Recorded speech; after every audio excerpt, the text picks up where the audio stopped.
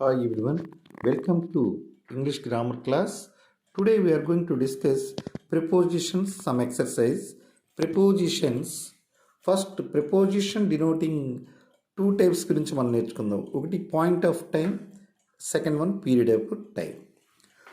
First కొన్ని examples మీరు observe చేయండి. ఇందులో you must be back 4 o'clock by 4 o'clock. Next, I have been ill since yesterday.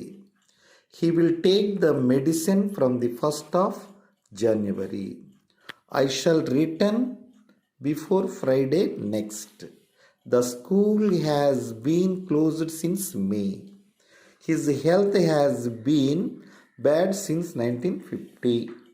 ఇప్పుడు పైన సెంటెన్స్లో first one 4 o'clock, second one since yesterday, third one 1st of January, next fourth one Friday next, fifth one since May only May, and 19 since 1950.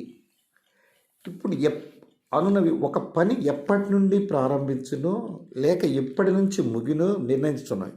కాబట్టి ఇలాంటి సెంటెన్స్ని ఏమంటామంటే point of టైంగా ఉపయోగించాలి. Okay, next example చూడండి. I shall be back in an 1 hour. I stayed there for a day. Next, I shall finish the work with an 4 days. I have been here for the last 1 month.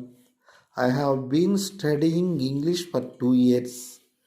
I have not heard from you for a long time.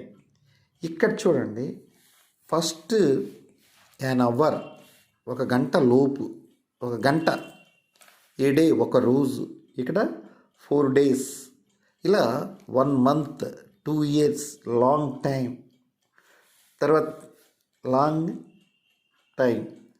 ఇలా ఒక పని ఎంతకాలము జరిగినది లేక జరుగుతున్నదో అనగా ఆ పని యొక్క అవధిని లేక డ్యూరేషన్ ఆఫ్ యాక్షన్ సూచించుతున్నావు. కాబట్టి ఇట్టి వాటిని ఏమంటే పీరియడ్ ఆఫ్ టైంగా చెప్పుకుంటాం. పీరియడ్ ఆఫ్ టైంగా చెప్పుకుంటాం. This is the point of time and this is the period of time.